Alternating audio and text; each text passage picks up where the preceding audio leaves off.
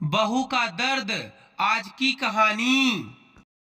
8वां महीना लगते लगते ही माँ जी मेरे पीछे पड़ गईं। अरे बहू, अपने भाई बाप में से किसी को बुलाकर चली जाओ मायके। वहां तुम्हारी माँ है, तुम्हारी भाभियां हैं, अच्छे से देखभाल हो जाएगी। मैं अकेली यहाँ पर क्या क्या करूंगी? पूरा घर संभालूंगी या तुम्हें देखूंगी? मम्मी जी की ये चुपड़ी चुपड़ी बातें मुझे अच्छी तरह से समझ आ रही थी। यह इतनी कंजूस थी कि इनको डर था कहीं अगर ऑपरेशन करना पड़ गया तो अच्छा खासा पैसे खर्च हो जाएंगे, जो यह देना नहीं चाहती थी और बार बार मुझे मायके भेजने के लिए परेशान कर रही हैं।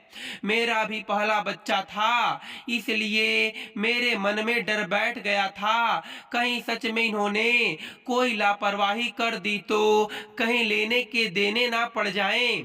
इसलिए ना चाहते हुए भी मैं मायके चली गई।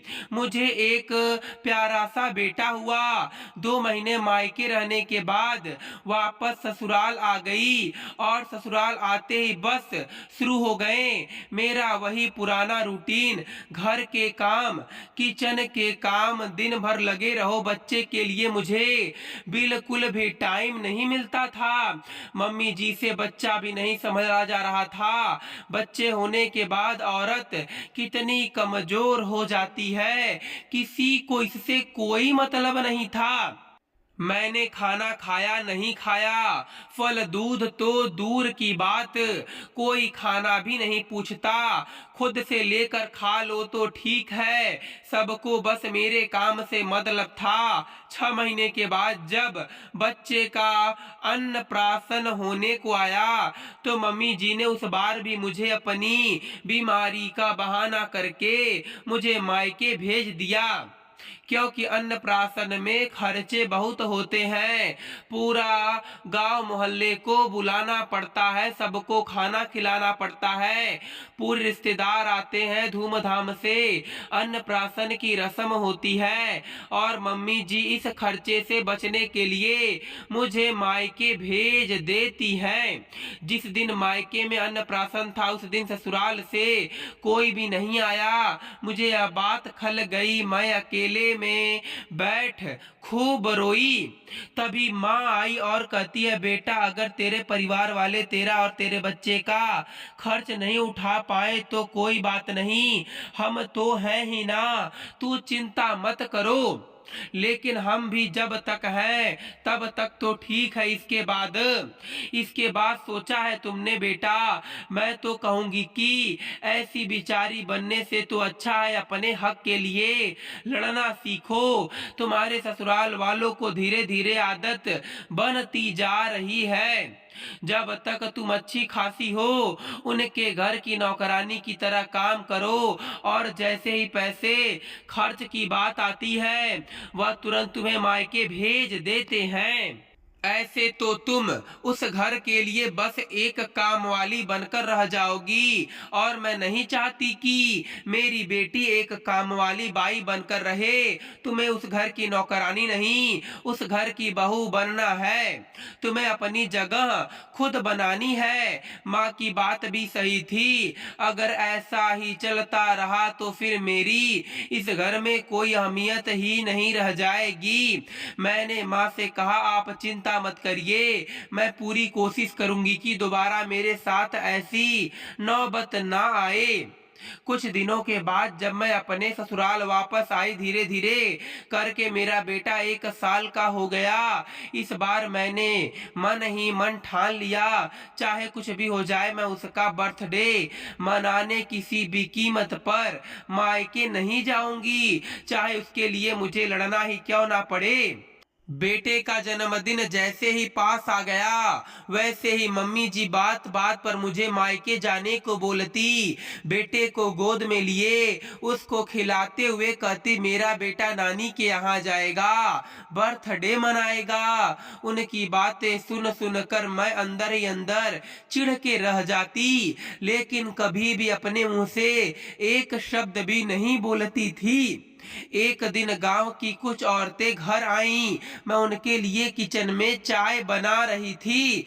मम्मी जी बेटे के साथ बच्चे को गोद में लेकर उनके पास बैठ जाती हैं कि तभी काकी ने कहा, सावित्री, देखते ही देखते तुम्हारा पोता 1 साल का हो गया। कितने दिन रह गए इसके जन्मदिन में? मम्मी जी ने जो जवाब दिया उसे सुनकर तो मैं एकदम से हैरान हो गई। मम्मी जी ने कहा, हाँ जीजी, अगले हफ्ते ही मेरे पोते का 1 साल हो जाएगा। लेकिन क्या करे, मन तो बहुत हो रहा था कि धूमधाम से इसका जन्मदिन मनाऊं।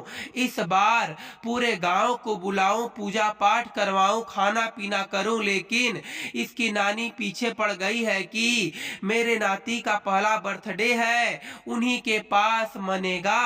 अब मैं मना कैसे कर सकती हूँ?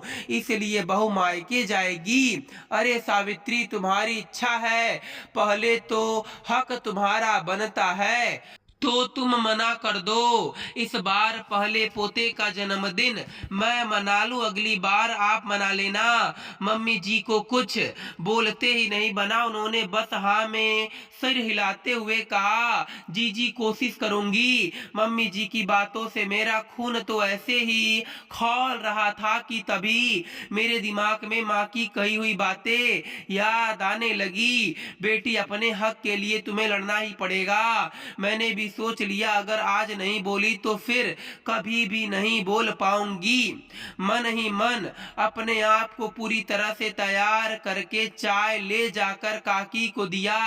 चाय पकड़ाते हुए जैसे ही मुड़ी काकी ने कहा, बहू, तुम क्यों बार बार अपने मायके चली जाती हो? बताओ, तुम्हारी सास का इतना मन है पोते का जन्मदिन मनाने का, और तुम्हारी माँ की जिद के आगे वह बेचारी अपनी खुशी भी नहीं मना पाती।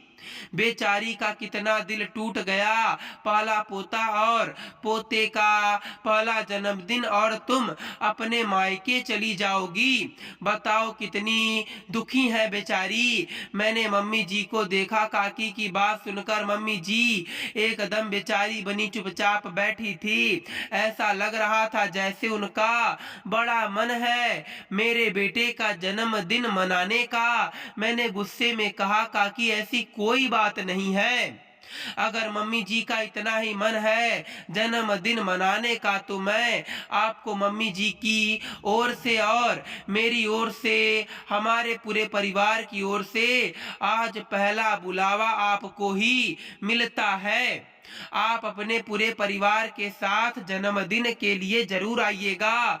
और मम्मी जी का मन है पूरे गांव को बुलाने का, खिलाने का, पूजा पाठ करने का, तो मम्मी जी जैसा चाहती हैं वैसा ही होगा। मैं अपनी माँ से बातें कर लूंगी, मुझे नहीं लगता कि माँ मना करेगी। इतना सुनते ही मम्मी जी बड़ी बड़ी आंखें करके मुझे देखने लगी कि तभी काकी जी मम्मी जी से कहती हैं, देख लिया सावित्री, तुम्हारी बहू बहुत समझदार है। अब तो खुश हो जा और यह रोनी शकल मत बना और अपने पोते के जन्मदिन की तैयारी कर। हम तो भाई आज से ही न्योता मिला है, कहते हुए काकी जी हंसने लगी। काकी जी के साथ साथ मैं भी मुस्कुराने लगी और तिरछी नजरों से मम्मी जी को देखा तो उनका मुंह देखने लायक था। आज मम्मी जी अपने ही जाल में बुरी तरह से फंस गई थी। अब वह कुछ भी नहीं कर पाई और मजबूरी में उन्हें पूरे गांव को बुलाना पड़ा, खाना भी खिलाना पड़ा और पूजा पाठ भी करवाना पड़ा, जिसमें अच्छा खासा खर्चा हुआ। आज मैं बहुत खुश थी कि बेटे का पहला बर्थडे आज उसके अपने घर में पूरे परिवार के साथ मनाया गया। मित्रों, मैं उम्मीद करता हूँ कि आपको यह कहानी पसंद आई होगी। फिर मिलेंगे आपसे अगली कहानी में। आप सभी का धन्यवाद।